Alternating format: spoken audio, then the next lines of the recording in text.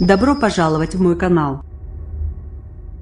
La départementale 281, qui traverse la ZAD, pourrait être le théâtre des premières confrontations entre les CRS et certains des opposants au projet d'aéroport.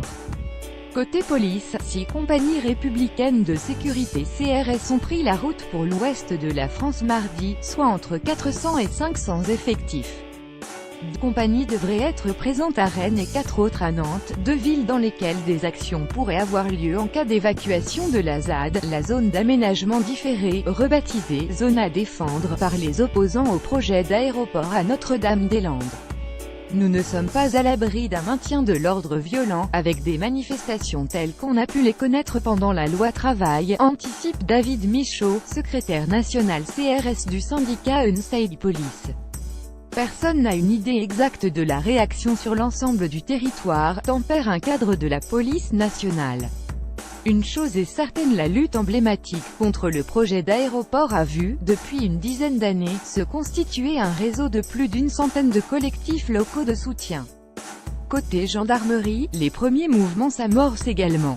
D'après nos informations, 6 ou 7 escadrons de gendarmes mobiles, soit pas loin de 500 militaires, devaient être positionnés dès jeudi aux abords de la ZAD pour contrôler, notamment l'arrivée de renforts militants. Quelques 300 personnes vivent sur place, mais elles pourraient être rejointes par des opposants à l'évacuation. À l'automne 2012, après l'échec de l'opération César, une tentative d'expulsion massive de plusieurs semaines, des milliers de personnes s'étaient réunies sur place, 40 000, selon les organisateurs, pour une manifestation de reconquête. La manœuvre des gendarmes vise justement à éviter cette convergence, et notamment en empêchant l'arrivée éventuelle de tracteurs, comme cela est déjà arrivé par le passé. En 2016, par exemple, à plusieurs reprises, les agriculteurs avaient manifesté avec des centaines de tracteurs.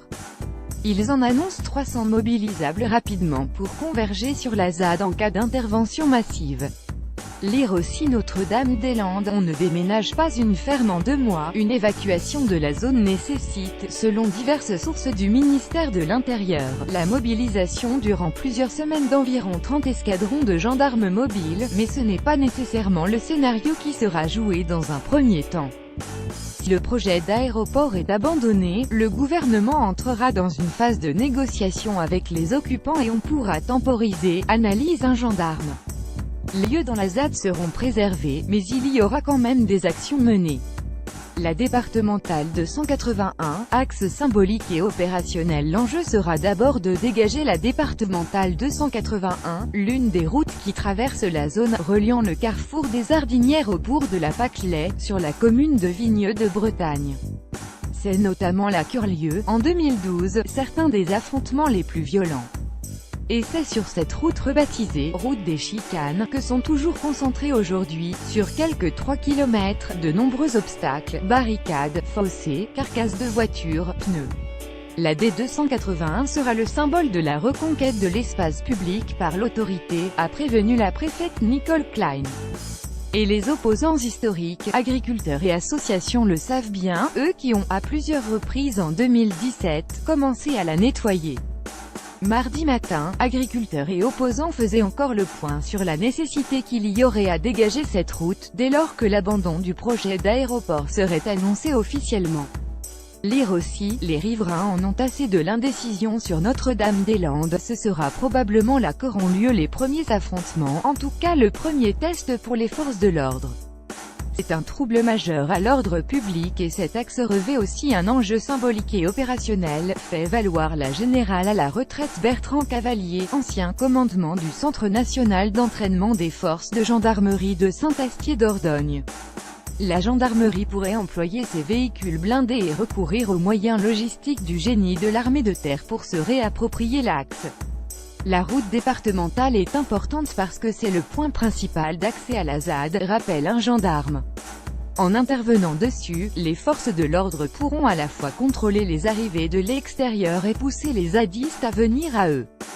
Tactiquement, la manœuvre est facile parce qu'on n'a pas à aller dans les bois, poursuit le gendarme.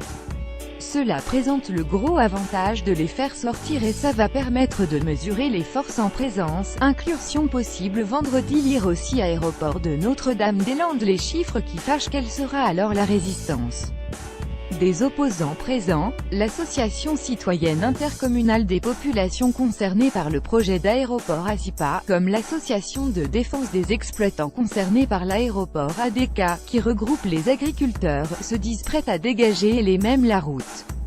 On est capable de le faire, il n'y a pas besoin d'intervenir, insiste Sylvain Fresneau. Si deux conditions sont réunies, que le projet soit abandonné et que la déclaration d'utilité publique tombe, elle arrive à échéance le 9 février, nous rendrons une route toute propre à la collectivité. L'éleveur assure que les agriculteurs et les opposants sont tout prêts à venir, avec leurs machines, pour donner un coup de main. Mais si les forces de l'ordre interviennent trop tôt, la rumeur fait état d'une première incursion possible dès vendredi, le risque d'affrontement sera grand. Une infime minorité de zadistes se disent prêts à en découdre, même en cas de victoire avec l'abandon du projet. Il faut nous laisser un peu de temps pour nettoyer, plaide aussi Julien Durand, porte-parole de l'ASIPA. S'ils veulent intervenir, on ne pourra rien faire, on restera en retrait, on ne défendra pas la route, mais on ne s'interposera pas devant les gendarmes, ce serait un beau gâchis, affirment tous les opposants. Lire aussi ce qu'il faut retenir des arguments pour et contre l'aéroport de Notre-Dame-des-Landes. Le mouvement contre l'aéroport, qui regroupe toutes les associations ainsi que la coordination de la ZAD, organisera une conférence de presse, 2 heures après l'annonce gouvernementale, à la Vacherie, une grange qui fut le quartier général des occupants en 2012. Et à partir de 18 h, ce même jour, une soirée sera organisée avec toutes les composantes du mouvement. Dans un cas, on rigolera, dans l'autre cas, on aura fini de rigoler, conclut Sylvain Fresneau.